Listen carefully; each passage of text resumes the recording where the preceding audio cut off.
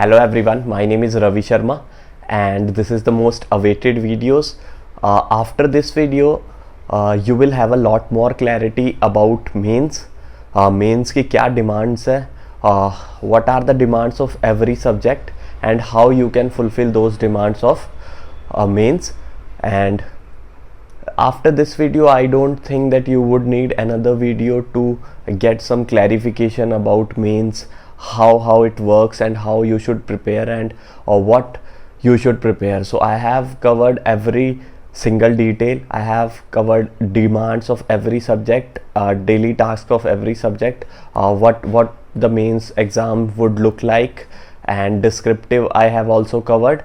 और ये सब चीज़ें मैंने प्रेजेंटेशन की फॉर्म में कवर की है तो आपको ताकि ज़्यादा क्लैरिटी हो. And this video would not be in separately in English and Hindi, but it would be a mixture of both. And I know that it would be a bit difficult for the English viewers, but the presentation would be self-explanatory and आपको समझ आ जाएगा सब. You would get everything that you should get. Otherwise, if you have some queries and all, you can put it in the comment section and I would definitely try to resolve them. So do subscribe the channel if you are new here. You would always be on the right track and you will always be in the right mindset. So before we start the video, के साथ साथ जो सबसे ज़्यादा important चीज़ है वो है practice करना और एनालिसिस करना. तो टेस्टबुक.com आपके लिए लाया live classes and test series बहुत ही अफोर्डेबल प्राइस में. और इनकी एक ऐप भी है, अगर आप वो ऐप डाउनलोड करना चाहते हैं तो डिस्क्रिप्शन में उसका लिंक है, वहाँ पे आपको काफ़ी live all India mock free test भी मिल जाएंगे. इसके अलावा यहाँ पे भी कुछ फ्री टेस्ट आपको दिख रहे हैं, SBI क्लर्क टेस्ट सीरीज़ जो मैंने आपके सामने खोली हुई है. आप इनको एक बार चेक कीजिए, इनकी क्वालिटी ऑफ एनालिसिस चेक कीजिए, क्वालिटी ऑफ इंटरफेस चेक कीजिए, इनका लेवल चेक कीजिए. और ये मैं कुछ आपको बैंकिंग टेस्ट सीरीज़ दिखा रहा हूँ. और इसके अलावा अगर आपको सारे टेस्ट सीरीज़ एक साथ चाहिए जैसे SSC, banking, railway, defence, teaching, तो आपको सब मिलेगा सिर्फ 299 में. इसमें 310 एग्ज़ाम्स कवर होते हैं प्लस 17,000 प्लस मॉक्स हैं इनके. तो अगर आप भी इनकी सिलेक्शन ड्राइव में शामिल होना चाहते हैं तो हो सकते हैं. और अगर आपको 299 भी नहीं देने तो 30 रुपीज़ के डिस्काउंट के लिए आप कूपन कोड यूज़ कीजिए RSIP10. तो all the links are in the description. Now let's start the video.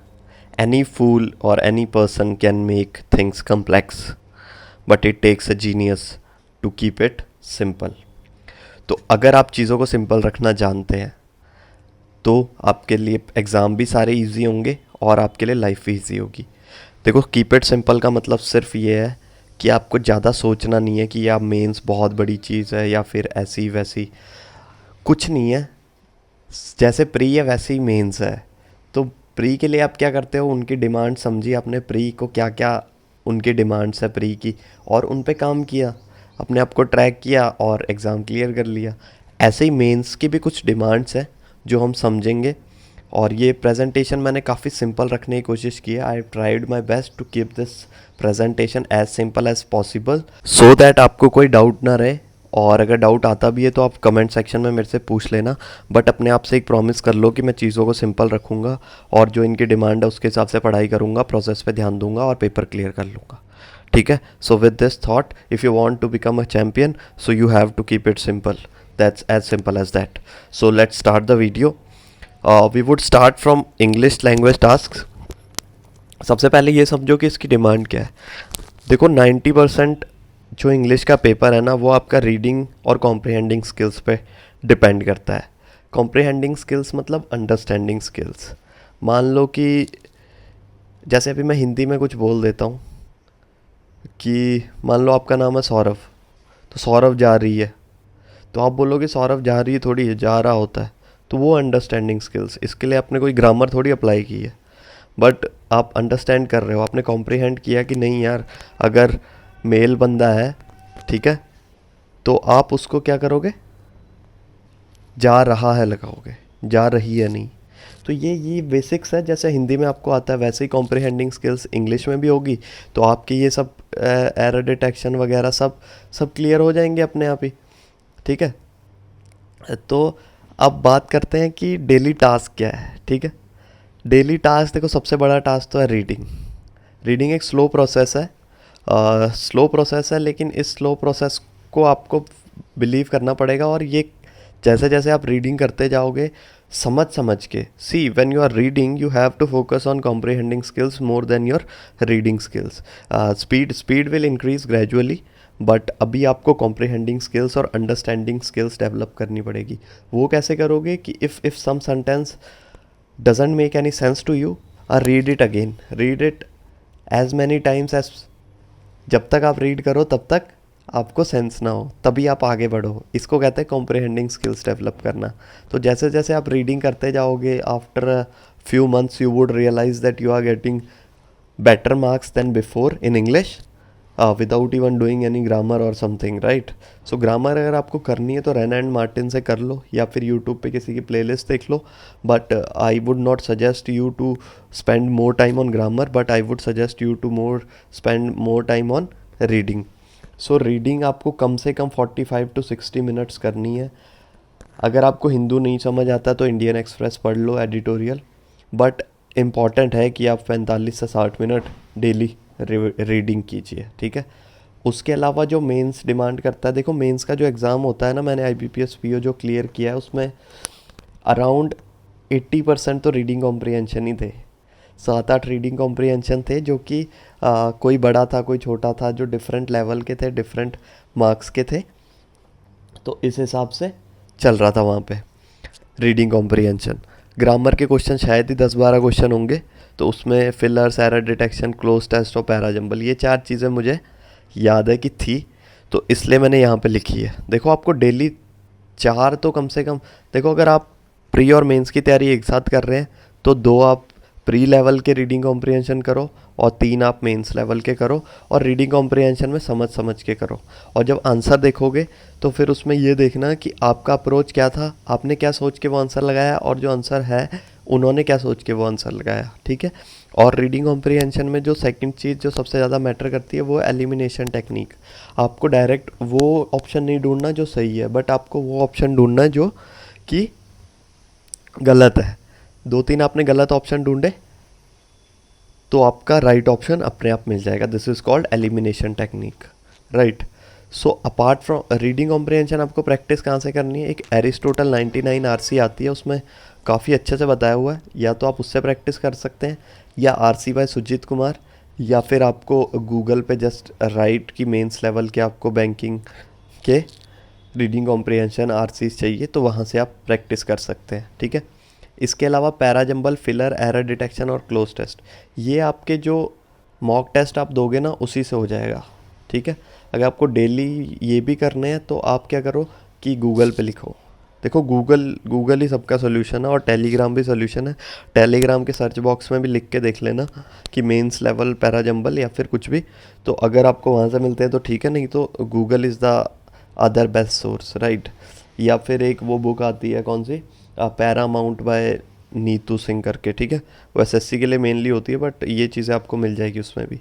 तो ये आप ट्राई कीजिए कि ये देखो ये जो लिखा हुआ है ये डेली आपसे शायद ना हो पाए, बट आपको ट्राई करना है इनको बैलेंस करने का। बैलेंस का मतलब है रीडिंग कॉम्प्रिहेंशन तो डेली करना है और रीडिंग भी डेली करनी है, ठीक है। इन दोनों में तो कोई आपको छूट नहीं है, बट हाँ ये आप जैसे हफ्ते में मतलब दो दिन ये कर लो, 2 दिन ये कर लो, या फिर ऐसे करके आपको मैनेज करना है, ठीक है।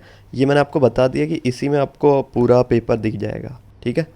तो इंग्लिश की ये बात होगी। And if you want me to make a complete English strategy, you would just comment it in the comment section, and I will try to bring that for you very soon, right? So अब इसके बाद आगे बढ़ते हैं। और आप अगर Hindi medium में भी है तो भी डरो मत, देखो करके ही होना है, बिना करे कुछ नहीं होना, डर के कुछ नहीं होना, ठीक है। तो आगे बढ़ते हैं। Next subject is quantitative aptitude. देखो बहुत सारे लोगों की ये दिक्कत होती है कि क्वांटिटेटिव एप्टीट्यूड, वो भी मेंस का। देखो मैं आपको एक अलग बात बताता हूँ जो आपको ज़्यादा लोग नहीं बताएंगे, कि मेंस में क्वांटिटेटिव एप्टीट्यूड है ना बहुत आसान है। आसान कैसे है कि बहुत ज़्यादा मुश्किल होना भी हमारे लिए फ़ायदेमंद है। क्यों? क्योंकि वहाँ पे कट ऑफ जानी है 2-3 मार्क्स की, 5 मार्क्स की, 8 मार्क्स की, इससे ज़्यादा कट ऑफ ही नहीं जाती। और आप इतना तो प्रैक्टिस कर ही लोगे कि यार कम से कम आप 8 10 15 20 मार्क्स ले लो, ठीक है। वो कैसे होगा मार्क्स? देखो, डिमांड मेंस की क्या है? डाटा हैंडलिंग एबिलिटी यानी कि डीआई, और बेसिक कंसेप्ट्स। अगर इन दोनों का मर्ज करके आपको पता है तो आप आराम से कर लोगे। देखो, अगर आप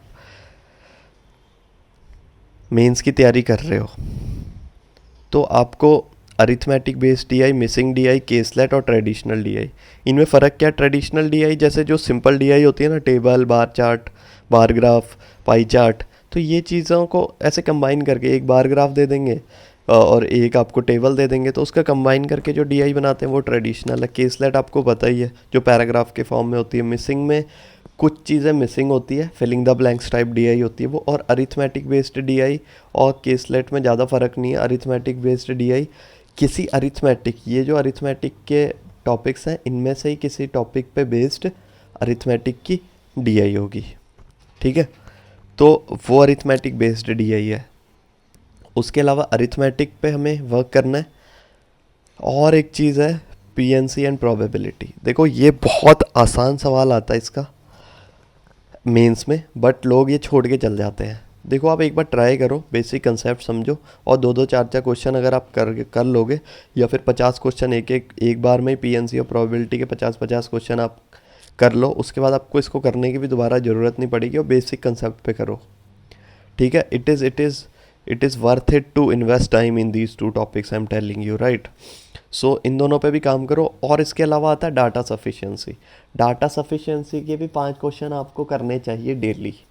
तो ये डेली के ये टास्क हैं। देखो, ये डेली टास्क अभी अगर आप प्री के साथ कर रहे हो तो ये सारे कवर नहीं हो पाएंगे, but again you have to balance it. Balance कैसे कि मान लो आज आपने 1 या 2 डीआई कर ली और कुछ क्वेश्चन अरिथमेटिक के कर लिए, अगले दिन आपने अलग 2 डीआई कर ली और पीएनसी के कर लिए, अगले दो दिन आपने 2 डीआई कर ली और एक डाटा सफिशिएंसी वाले 5 क्वेश्चन कर लिए। तो ऐसे करके आपको अपने टास्क को बैलेंस करना पड़ेगा। See, balance is a very underrated word, but हर चीज़ में बैलेंस है और वो आपको बना के चलना ही पड़ेगा, ठीक है। So these are the arithmetic topics. अगर मैंने यहाँ पे 8 क्वेश्चन लिखे हैं तो आप 2 टॉपिक पकड़ो, 4 4 सवाल कर लो इनके मेंस लेवल के। इससे क्या है कि आपका दिमाग खुला रहेगा और आपको कंसेप्ट बार बार रिवाइज़ करने की ज़रूरत नहीं पड़ेगी, वो अपने आप रिवाइज़ हो जाएंगे, ठीक है। So you have to do it, right. So these are the quantitative aptitude task and mainly focus your mind on DI, right? You need to understand how this data is given to us and how it is see, every data says something. तो वो data आपको क्या कहना चाह रहा है, उस data को समझो, ठीक है। इसके अलावा एक स्पीड की वीडियो है, कैलकुलेशन स्पीड की, वो भी आप देख सकते हैं अगर आपको क्वांटिटेटिव एप्टीट्यूड में हेल्प चाहिए। बाकी जो स्केयर्स क्यूब्स वो हैं वो तो आप प्री में मैंने आपको बता दिया है। अगर आपने प्री वाली वीडियो नहीं देखी तो वो भी देख लेना, जिसमें प्री के डेली टास्क हैं, और वो भी कंप्लीट करो आप, ठीक है। तो क्वांटिटेटिव एप्टीट्यूड में यही चीज़ें हैं, ठीक है। और ये करनी कहाँ से है? देखो, फिर मैं बोलूँगा गूगल और टेलीग्राम, और उसके अलावा मैं बोलूँगा कि आप जो प्रीवियस आपके मॉक्स हैं, ठीक है, आपके पास जो भी मॉक है, प्रीवियस जो मॉक आपके अनयूज्ड हैं ईयरली पैकेज के, या फिर अगर आपके पास एक से ज़्यादा मॉक टेस्ट सीरीज़ है तो आप उनको यूज़ करो। ज़रूरी नहीं है कि अगर आप SBI क्लर्क मेंस की तैयारी कर रहे हो तो आप SBI क्लर्क मेंस का मॉक ही आपको हेल्प करेगा। कोई भी मेंस लेवल के मॉक्स हैं उसमें आपको ये चीज़ें आराम से मिलेगी, वो आप वहाँ से ढूंढ के करना पड़ेगा आपको, ठीक है। इसके अलावा जो अरिथमेटिक क्वेश्चंस है, इसके लिए आप सर्वेश वर्मा का लेवल 2 कर सकते हैं, ठीक है। वहाँ से थोड़े थोड़े क्वेश्चन उठा के आप 8 की जगह 12 15 जितने भी आप कर सकते हैं कीजिए। बाकी आपको मैं बता रहा हूँ कि इसी में से आपका मेंस का पूरा पेपर आएगा, ठीक है। तो डरना नहीं है और अच्छे से क्वेश्चंस को आइडेंटिफाई करो और क्लियर करो, ठीक है। So next thing is reasoning ability tasks. ये टास्क क्या है? Reasoning ability task. तो अब जो आपका है वो है ability to understand and apply logic. Reasoning का मतलब होता है कि आप जो वो कह रहे हैं उसके पीछे का रीज़न समझ पा रहे हैं, जो एब्स्ट्रैक्ट और जो हिडन रीज़न है, जो हिडन लॉजिक है वो समझ पा रहे हैं। तो वो चीज़ें समझनी है आपको। और इसमें आपको क्या करना है, देखो पजल्स है ना, वहाँ पे बहुत बड़ी बड़ी पजल्स को देख के थोड़ा सा प्रेशर भी होता है और वो सॉल्व थोड़ी सी मुश्किल होती है करनी, सही बताऊँ आपको। तो आपको उधर क्या करना है कि जो बाकी है ना पजल्स से अलावा क्वेश्चंस, उन क्वेश्चंस पे काफ़ी वर्क करना है। जैसे वहाँ पे जो क्वेश्चंस हैं वो प्री वाले ही रहेंगे, बस वो कोडेड फॉर्म में या फिर किसी और चीज़ में होंगे। जैसे जैसे डायरेक्शन सेंस है, तो वो डायरेक्शन सेंस में नॉर्थ की जगह बना देंगे स्पेड, ठीक है, या फिर चीडी बना देंगे, या फिर ऐसे कुछ ब्रिक बना देंगे, ईंट बना देंगे, ठीक है, डायमंड बना देंगे, हार्ट बना देंगे, ठीक है। तो वो डायरेक्शन सेंस रहेगा, तो वही नॉर्थ की जगह आपने बस वो लिखा है, तो वो बोलेंगे कि ए स्पेड, बी 3, तो 3 मीटर अगर स्पेड को लिखा नॉर्थ, तो ए से बी 3 मीटर नॉर्थ पे हो जाएगा। तो ऐसे मतलब कोडेड फॉर्म में होंगे हर चीज़। तो ये भी आपको हर चीज़ कोडेड में होंगे, इनइक्वालिटी भी, कोडिंग डिकोडिंग, सिलॉजिज्म में आपको ये वाले ज़्यादा प्रैक्टिस करने हैं मेंस के लिए, सम नॉट और ओनली अ फ्यू वाले, ठीक है। तो ये चीज़ें हैं। और पज़ल तो देखो डेली आपको 2 पज़ल्स तो प्रैक्टिस करनी ही है। पज़ल को प्रैक्टिस करने का मतलब ये है कि आप एक पज़ल उठाओ, उस पर टाइम स्पेंड करो, spend some time with a puzzle. If that puzzle doesn't make any sense to you at first instance, again go back to the same puzzle and spend some more time. If you are spending 1 hour on one puzzle and still not able to solve it, don't worry, your time has not been wasted. वो time waste नहीं हुआ है, but आप उसको खोद के देखना चाह रहे हैं कि एक्चुअल में ये हो कैसे सकता है, या फिर उस पर टाइम स्पेंड करना इज़ वर्थ इट, राइट।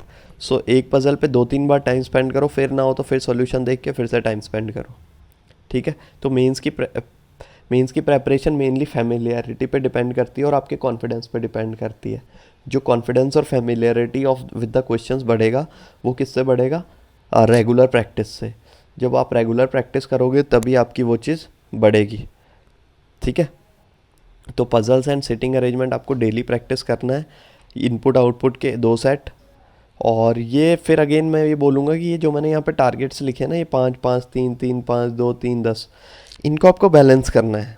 अगर आप अभी कर रहे हैं, जैसे मेंस की अगर सिर्फ स्पेसिफिकली मेंस की कर रहे हैं, तो ये एक दिन में पॉसिबल है, ये आप 2-3 घंटे लगा के एक दिन में कर दोगे, ठीक है। टोटल 5 घंटे में सारे टारगेट्स पूरे हो सकते हैं आराम से, ठीक है। तो अगर आप मेंस के प्री के साथ तैयारी कर रहे हैं तो आप इनको बैलेंस करो, ठीक है। पजल्स तो एक पज़ल तो रोज़ करनी है, 1 या 2 मेंस लेवल की। उसके अलावा आप साथ में ही 2-2 टॉपिक उठा लो कोई भी। तो ऐसे करके एक वीक में ही आपका सब कंप्लीट होना चाहिए, कम से कम 1 या 2 बार, ठीक है। और ये लॉजिकल रीजनिंग, जो स्टेटमेंट अजम्पशन कॉज इफ़ेक्ट है, ये कहाँ से करना है? एक चैनल था तक्षशिला शिक्षक करके, जो कि कैट के बारे में बताते हैं मेनली वो, बट ये चीज़ है कि आपको ये बता देंगे कि सोचना कैसे है, what your thought process should be. You can learn it from Takshashila शिक्षक 2.0 करके एक चैनल है, उस पर आप सीख सकते हैं कि basic, what is the basic behind the logical and critical reasoning, right. So after and in the exam, only attempt these questions if you feel like you have a good accuracy in that. Otherwise these are called traps in my words, right? So ये आपको practice करना है previous मॉक्स से और Google से और Telegram से, right. सो mains level question देखो सब कुछ अवेलेबल है, आपको बस PDF सेव करके रखनी पड़ेगी अपने पास, ठीक है। तो ये थे रीजनिंग एबिलिटीज टास्क। इसके बाद बात करते हैं सबसे मेन चीज़ है जनरल अवेयरनेस। जनरल अवेयरनेस बहुत इंपॉर्टेंट है, इसकी मैं एक अलग वीडियो भी बनाऊंगा। I will make a separate video for this as well.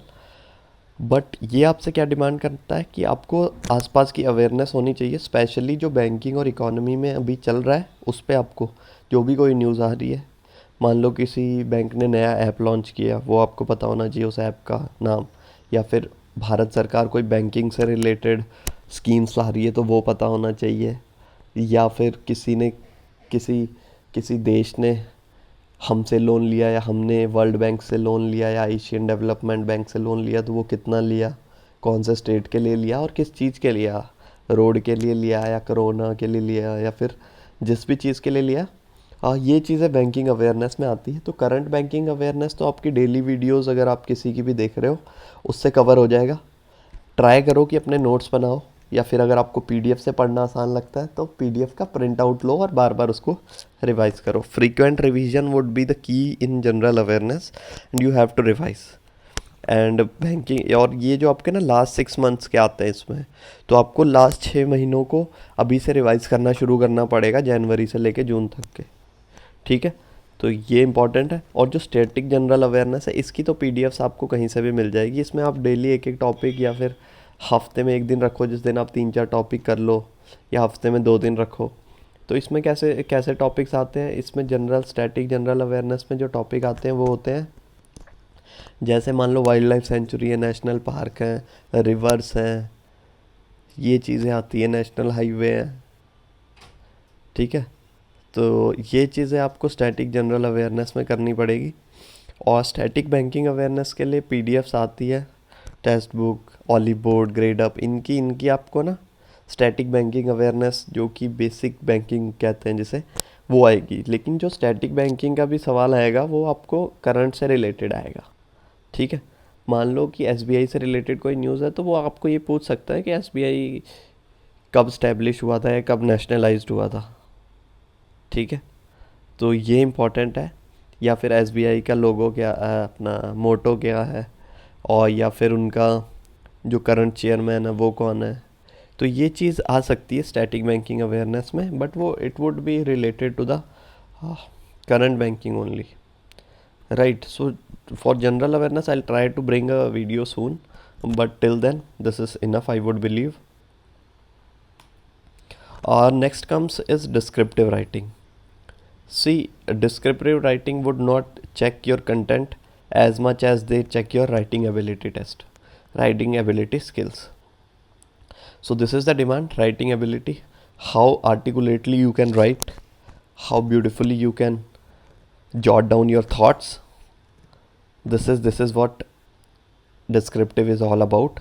So learn the basic of essays and letters from anywhere, from a book, from some video, and then every week at least try to write 2 essays and 2 letters. Topics can be random, right? Any topic, even if you have read some editorial, you can summarize that editorial and it would be your essay. It is as simple as that. So the idea is to write, and idea is to brainstorm your mind so that you can get your ideas in a very effective manner. And बहुत ज़रूरी है कि आप अपने ideas को एक अच्छे तरीके से जॉट डाउन करें, जो फॉर्मेट है उसको सीखें, बेसिक्स को सीखें, और 2 लेटर और 2 ऐसे हर वीक लिखें. और कोशिश कीजिए कीबोर्ड पे लिखें, 2 नहीं तो कम से कम एक तो आप कीबोर्ड पे लिखिए, एक पेपर पे लिख लीजिए, क्योंकि वहाँ पे कीबोर्ड पे लिखना है. So important is that you should have a decent keyboard speed as well, right? So another thing you can do is learn some quotes of common topics, and you would sail through it, because quotes gives an impression. A quote gives an impression in writing ability, right? So quotes भी आप याद कर सकते हैं, वो भी important है. इसके अलावा एक कंप्यूटर एबिलिटी भी मैं भूल गया लिखना, बट उसमें ये है कि आपको कहीं से भी 1 या 2 पीडीएफ होती हैं, ग्रेड अप की पढ़ लो, चाहे ऑली बोर्ड की, चाहे टेक्स्ट बुक की, इनकी पीडीएफ्स होती है, वो पीडीएफ आप पढ़ लो, या फिर किसी की प्लेलिस्ट देख लो अगर आपको मिलती है तो. बाकी अगर आपको ये जो अरिथमेटिक के ये जो टॉपिक्स मैंने लिखे हुए हैं, ये अगर सीखने हैं तो ये मेरिट शाइन की एक बहुत अच्छी अपनी प्लेलिस्ट है, तो आप उससे सीख सकते हैं, राइट? या फिर और भी बहुत सारे चैनल्स हैं. मेरे फेवरेट जो होते थे सुमित वर्मा सर, जो पहले अड्डा पे पढ़ाते थे, बट देख लेना अगर आपको किसी भी टॉपिक में दिक्कत आए तो just randomly search it on YouTube and you would get your concepts right. So ये चीज़ें थी जो मैं आपको बताना चाहता था. इसके अलावा मॉक टेस्ट बहुत इंपॉर्टेंट चीज़ है मेंस की प्रेपरेशन में.